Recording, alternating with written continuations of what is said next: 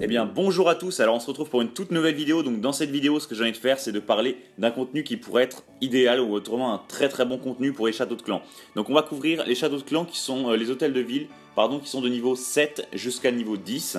Alors pourquoi je ne couvre pas avant? Tout simplement parce que quand on a un hôtel de ville de niveau 6 ou moins, c'est vrai qu'on ne pourra pas avoir son château de clan qui est réellement centré. Donc ce sera plutôt décentré dans la base et donc on pourra le sortir très facilement et détruire le contenu assez facilement. Donc c'est vrai que c'est moins pertinent de voir comment justement, enfin, qu'est-ce qu'on peut mettre dans son château de clan, puisqu'on va pouvoir se faire détruire très facilement. Je présenterai dans une vidéo future comment bien détruire tout type de château de clan, mais ça c'est vraiment pas l'ordre du jour en tout cas. Pour le moment, là ce que j'ai envie de faire, c'est vraiment vous focus sur des très bons contenus de château de clan. Donc on va commencer avec HDV 7 et HDV 8. Donc c'est vrai qu'en HDV 7 et HDV 8, vous pouvez commencer à centrer vos châteaux de clan, ils ne seront pas parfaitement centrés. Donc là c'est vrai qu'il y aura deux cas de figure. Donc si vous avez un château de clan qui est plutôt excentré, enfin pardon, voilà, qui est excentré, donc ça veut dire qu'on peut faire sortir plus facilement. Donc, par exemple dans mon cas, on peut le faire sortir assez facilement en plaçant des barbares dans le niveau haut ici, et on fait sortir tout le contenu du château de clan. Et bah essayez de déranger au maximum votre adversaire en mettant par exemple un full archer. Pourquoi un full archer? Tout simplement parce que le full archer va être très long à sortir du château de clan, et donc certains vont par exemple sortir une partie de vos archers, mais ils vont se dire ça sert à rien de faire tout sortir parce que ça va être beaucoup trop long, ou alors tout simplement ils n'auront pas assez de troupes, et donc du coup vous allez pouvoir conserver les troupes dans votre château de clan, et donc quand eux ils vont faire leur attaque en général, et vous allez pouvoir, avec les petites troupes qui vous restent, enfin les troupes qui restent dans votre château de clan, vous allez pouvoir faire des gros dégâts quand même dans leurs troupes, parce que c'est comme si vous aviez des défenses en plus dans votre base. Donc voilà, ça c'est un premier point que j'ai envie de dire si votre château de clan est excentré dans la base. Et maintenant si votre château de clan est centré, donc c'est-à-dire un château de clan qui est beaucoup plus compliqué à sortir. Donc par exemple ici, regardez, si le château de clan était à cet endroit là, c'est vrai que les adversaires auraient énormément de mal à le sortir. Et donc là c'est dans le cas où on a un château de clan qui est plutôt bien centré. Donc on va voir quelques troupes qui pourraient être très efficaces, et ensuite je vous donnerai un château de clan, ou même plutôt deux châteaux de clan que moi je considère vraiment très bons. Alors dans les troupes qui sont hyper importantes à signaler, c'est les sorciers. Pourquoi les sorciers? Parce qu'en fait c'est des troupes qui sont terrestres, donc ça c'est un premier point, mais elles attaquent les troupes terrestres et aériennes avec une attaque de zone. Donc une attaque de zone, qu'est-ce que c'est? C'est en gros, dès qu'elle frappe un endroit, toute la zone qui est autour de cet endroit va être affectée. Donc c'est vrai que les sorciers sont excellents contre par exemple les groupes de ballons, contre les groupes de géants. Donc ça c'est vraiment un très bon point, c'est pour ça que j'apprécie énormément les sorciers dans les compositions de châteaux de clan. Donc c'est vrai qu'on peut utiliser plein d'autres troupes dans les châteaux de clan, par exemple des ballons ou autres, mais c'est pas forcément les troupes que je recommanderais. Et donc en complément des sorciers, moi ce que j'apprécie aussi énormément dans les compositions de châteaux de clan pour ce niveau-là, c'est les sorcières. Alors les sorcières, elles ont un point faible, c'est qu'elles sont très inefficaces contre les stratégies aériennes, mais par contre contre les stratégies terrestres, c'est vrai que les sorcières sont redoutables. Donc c'est des très grosses troupes. Donc c'est un point qui est relativement intéressant. D'avoir une sorcière dans son château de clan, tout simplement pourquoi? Parce que quand elle va invoquer ses squelettons, ça va ralentir énormément les stratégies terrestres, et ça va les faire fail assez facilement. Donc en gros moi ce que je vous conseille, donc si vous êtes entre HDV 7 et HDV 8, ce que je vous conseille moi dans votre château de clan, c'est soit faire alors une sorcière qui va vous faire 12 de place, donc vous avez 20 places au total dans votre château de clan, donc une sorcière et deux sorciers, donc ça ferait 12 plus les 8 des sorciers, ça vous ferait 20, donc ça serait une sorcière et deux sorciers. Donc ça c'est, si vous avez un château de clan qui est vraiment centré, moi je vous conseille une sorcière et deux sorciers. Ou vraiment si personne dans votre clan n'a de sorcière, faire pourquoi pas un full sorcier, donc c'est-à-dire 5 sorciers dans votre château de clan. Alors pourquoi moi je suggère vraiment le mix entre une sorcière et deux sorciers? Tout simplement parce que la sorcière va être extrêmement efficace contre le terrestre, et les sorciers vont être on va dire efficaces contre le terrestre et l'aérien. Donc ça fait une très bonne composition. Voilà, donc moi c'est vraiment un point que je vous conseille. Ou si vraiment vous craignez de vous faire attaquer par du full dragon, donc en général si le clan adverse que vous affrontez en guerre à un niveau de clan plus haut que le vôtre, en général ils vont utiliser du full dragon pour vous attaquer, et dans ce cas là oui le full sorcier serait plus utile, ou même pourquoi pas mettre du full archer si vraiment c'est du full dragon en face, tout simplement parce que ça va ralentir énormément les dragons. Donc on passe tout de suite avec les contenus de château de clan pour hôtel de ville de niveau 9 et 10. Donc ça c'est beaucoup plus intéressant parce que là en général votre château de clan est plutôt bien centré, donc ça va être plus long et là vous pourrez mettre des compositions qui sont plus intéressantes. Donc pour ça, pour vous illustrer un peu ce que je vais raconter, je vais faire une petite discussion autour des châteaux de clan. C'est vrai qu'il n'y aura pas un château de clan qui est parfait, mais c'est vrai que vous pouvez adapter les châteaux de clan parce qu'il y en a où c'est plutôt rare d'en trouver et qui sont relativement efficaces. Donc on va commencer, j'en parlais pendant mes lives en fait avec d'autres personnes, on en parlait. Et c'est vrai que si on vous attaque avec de l'aérien, et spécialement du golem, du molosse ballon, il y a ou même golem molosse ballon, il y a une troupe dans le château de clan qu'on voit assez rarement et qui reste très très efficace, c'est de mettre un dragon. Donc un dragon 3, un dragon 4. C'est vrai que c'est une troupe qu'on croise rarement, et finalement réussir à éliminer un dragon quand on a une stratégie qui est molosse ballon seulement, et ben vous allez avoir énormément de mal à le supprimer et donc ça risque de vous faire fail. Donc ça c'est un point qu'on pense assez rarement, mais si vous pensez que vous allez vous faire attaquer par de l'aérien surtout, parce que vous connaissez votre base et vous connaissez les faiblesses de votre base, si vous pensez que vous allez vous faire attaquer par de l'aérien, le dragon reste une très bonne option parce qu'au final, pour l'éliminer ça va être très compliqué, ils vont devoir utiliser les héros surtout la reine pour éliminer le dragon. Et s'ils utilisent la reine pour éliminer le dragon, en général cette reine, elle est très utile à la fin de l'attaque quand c'est des stratégies aériennes pour pouvoir aller chercher l'hôtel de ville s'il n'est pas directement détruit. Donc en tout cas, le dragon ça a dérangé énormément. Et autrement, on va revenir sur les compositions qui sont plus classiques, en guerre de clan. Donc il y a une composition moi que j'apprécie aussi énormément en terrestre. Ça serait, en terrestre ou même contre tous les types de stratégies, ça serait de faire, donc là c'est pas le cas mais je regarde en même temps que vous en fait, ça serait de faire une sorcière, après mettre quelques ballons, quelques sorciers, donc par exemple une sorcière, 2 sorciers, 2 ballons et 5 archers, donc là ça vous fait les 35 places si vous avez HDV 10, ou alors vous enlevez les 5 archers à la fin pour HDV 9. Et ça c'est une composition qui est plutôt efficace, pourquoi? Parce qu'elle couvre beaucoup de types de stratégies, ou alors vous faites une sorcière, 2 sorciers, 1 ballon et 5 archers, donc là ce serait vraiment l'idéal, mais ça c'est pour HDV 9, celle-ci. Mais ça c'est une très bonne composition pour HDV 9 parce qu'elle va vous permettre de détruire à la fois les troupes terrestres, donc grâce à vos sorcières et ballons notamment, et les troupes plus facilement après contre l'aérien, donc avec vos sorciers et vos archers. Donc c'est pour ça que c'est une composition qui est donc c'est un peu un mélange mais qui est relativement efficace. Donc moi c'est un point que j'apprécie. Et après c'est vrai qu'il y a des variantes, il y a des joueurs qui utilisent des châteaux de clan qui sont moins conventionnels. Donc par exemple, vous allez voir ici un château de clan avec des molosses. Donc les molosses, c'est plutôt efficace. Il y en a beaucoup qui pensent que les molosses sont inefficaces. Moi, mon point de vue sur les molosses, c'est qu'en défense, ils restent quand même efficaces. Tout simplement parce qu'ils ont un nombre de points de vie qui est tellement énorme. Donc attendez, on va regarder le nombre de points de vie des molosses. Mais les molosses ont un nombre de points de vie qui est tellement énorme que ça va ralentir considérablement les attaques, surtout les attaques par exemple terrestres avec des sorciers dedans. Parce que c'est vrai que contre les stratégies aériennes, c'est le problème de mettre des molosses.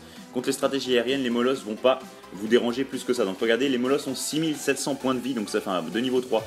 Ils ont 6700 points de vie, donc ça, c'est un bloc énorme, ça ralentit énormément certaines stratégies. Donc par exemple, la reine, ça peut la bloquer et autres. C'est vrai que quand ils explosent, après ils nous mettent tous les roquets de lave.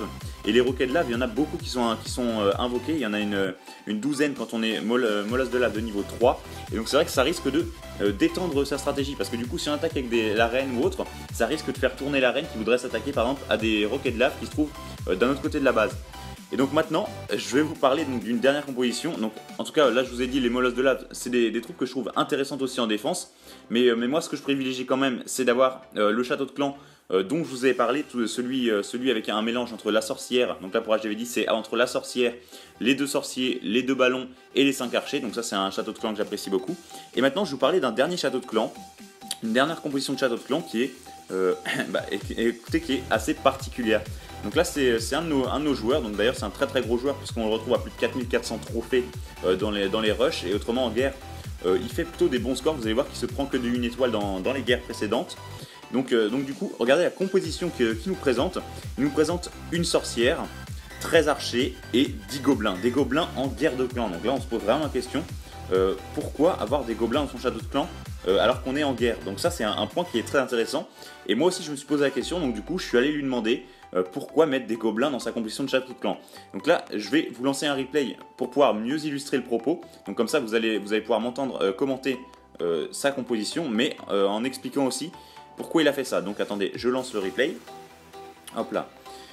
on va se prendre donc du coup un replay qu'il a fait. Donc regardez, il a pris que une étoile ici et il utilise aussi un autre compte, voilà celui-là avec la même composition et c'est encore du une étoile. Donc vous voyez que finalement c'est peut-être pas si bête que ça. Et on va regarder un peu comment fonctionne cette stratégie. Donc le fait d'avoir 13 archers, 10 sorciers, pardon 13 archers, 10 gobelins et une sorcière, bah déjà ça va être très long à sortir. Donc regardez, quand on essaie de faire sortir les troupes, et ben on fait sortir une partie et là regardez, il a fait sortir des archers, des gobelins. Donc déjà il est loin d'avoir fait sortir tout et surtout il y a encore la sorcière qui reste dans la base.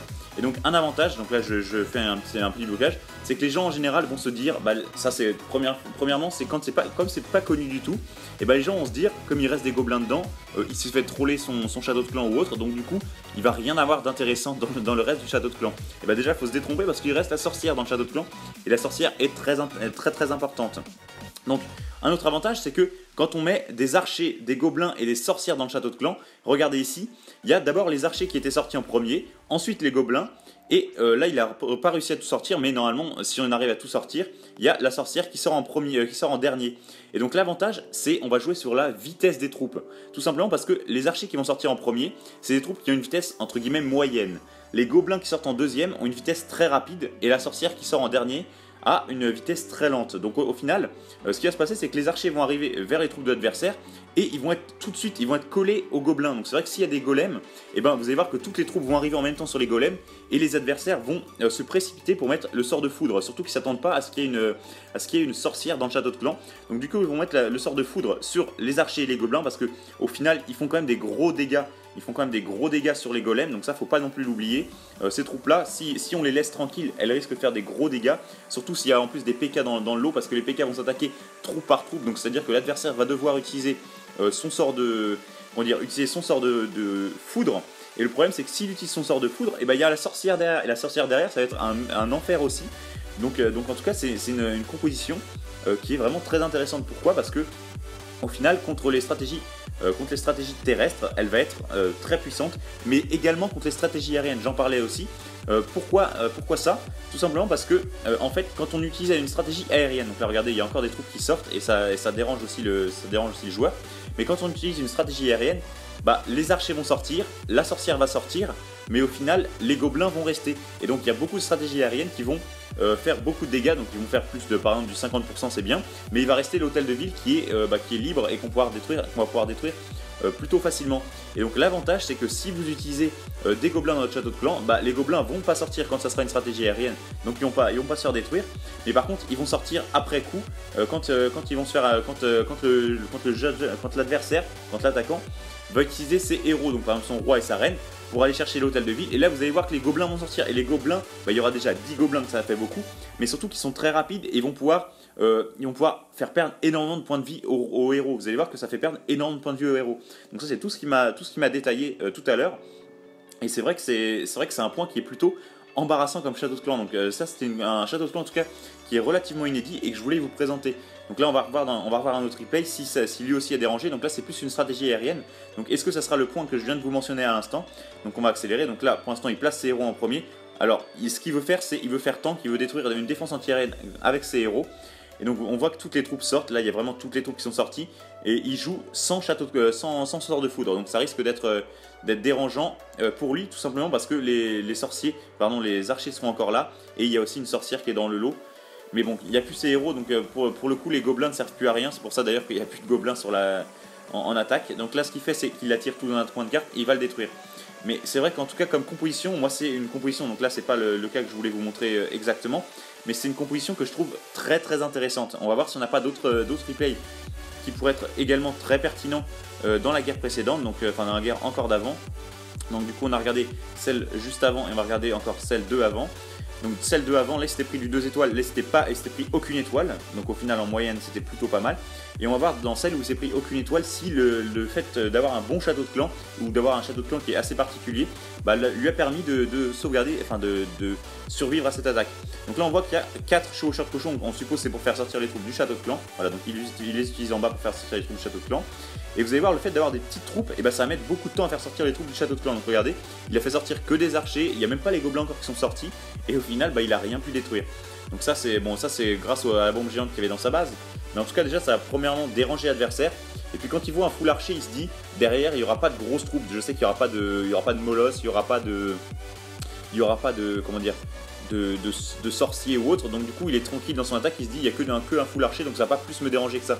Et au final là il y a les gobelins qui sortent et ensuite il y a la sorcière qui sort. Donc ça c'est vraiment une composition qui est plutôt traître et qui va déranger énormément les adversaires. Et donc c'est vrai que comme on le rappelle en ce moment, il y a beaucoup de stratégies terrestres, tout simplement parce que depuis l'apparition du souffleur d'air, ça a beaucoup freiné les stratégies aériennes. Moi d'ailleurs ça m'arrange, mais donc du coup les châteaux de clan c'est plus pertinent de les avoir contre le terrestre en ce moment. Donc voilà, on a vu ici, est-ce que contre cette attaque là ça avait été utile d'avoir un château de clan donc composite comme je vous ai montré.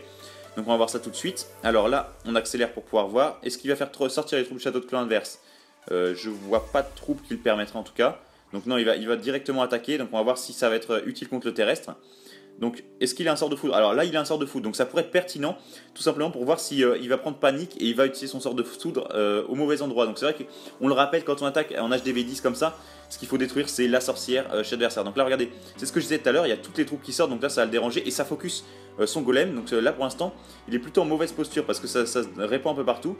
Et voilà, son sort de foudre au final il essaie de le placer un peu partout et il n'a pas réussi à faire sortir la sorcière. Donc vous avez vu à détruire la sorcière, pardon. Vous avez vu que c'est un très très bon point d'utiliser un peu des troupes comme ça, parce que les gobelins étant rapides, ils vont se propager assez rapidement contre votre adversaire, et donc c'est vrai que ça va déranger énormément. Bon là c'est vrai que l'attaque est plutôt bien réalisée, pour ceux qui me connaissent, j'ai déjà expliqué comment bien attaquer comme ça, mais l'attaque a été plutôt bien réalisée, donc c'est pour ça que l'adversaire va réussir à faire du 2 étoiles contre cette base. Donc voilà, on en a fini pour la discussion. C'est vrai que j'ai beaucoup plus centré pour les hôtels de ville de niveau 8 et 9. Mais c'est vrai que c'est la compétition, en tout cas avec les gobelins, c'est quelque chose de surprenant et quelque chose dont je voulais vous parler, parce que au final, moi je vois sur les attaques de guerre, c'est une composition qui lui permet de faire plutôt du bon score en guerre. Donc regardez, là il s'est encore pris une étoile, donc c'est une composition qui est très intéressante et qui pourrait vous aider, parce que se prendre une étoile en guerre, on le rappelle, c'est largement pas suffisant pour pouvoir gagner une guerre. Ce qu'il faut, c'est au minimum contre des bases comme ça, c'est au minimum leur faire du 2 étoiles. Donc là il y a aussi, attendez, je vais regarder celui-là parce qu'il y a aussi un sort de foudre. Donc le sort de foudre, c'est là où il faut le placer. Donc lui il a pris le temps de bien éliminer le reste, donc c'est à dire qu'il a perdu beaucoup de vie, mais il a pu le placer sur la sorcière. Donc voilà, ça c'est un très bon point de la part de l'attaquant, mais ça lui a pas permis de faire plus que du 1 étoile, parce que c'est vrai que pourtant il a des héros 40, mais il n'a pas réussi à rentrer dans l'intérieur de la base, mais ça c'est dû à la construction de la base. Donc voilà, on a terminé pour cette vidéo. Donc si vous êtes HDV 7 ou 8, c'est vrai que ça a été court pour vous, mais donc je le rappelle, je vais juste faire un petit résumé de tout ça. Donc pour les hôtels de ville de niveau 7 et 8, si vous avez un hôtel de ville, il y a un château de clan pardon, qui est plutôt excentré, donc c'est-à-dire qu'on peut faire sortir facilement, je vous conseille surtout de mettre un full archer. Si vous avez un château de clan qui est plutôt centré, donc qui va être dur à sortir, je vous conseille de mettre une sorcière et 2 sorciers, ou alors un full sorcier, donc c'est-à-dire 5 sorciers. Et si vous êtes hôtel de ville de niveau 9, alors moi ce que je vous conseille c'est de mettre une sorcière, un ballon, 2 sorciers et 5 archers. Donc ça va permettre de contrer, c'est un truc assez moyen contre tous les types de stratégies aériennes et terrestres. Et c'est un hôtel de ville de niveau 10, alors là vous avez plusieurs choix. Soit vous mettez un molosse dans votre château de clan, donc ça va être très très efficace contre les stratégies terrestres. Soit vous mettez donc une sorcière, 2 ballons, 2 sorciers et 5 archers, donc ça va être efficace, ça va être moyen un peu contre tout, donc ça reste pas mal comme stratégie, moi c'est ce que je vous recommande.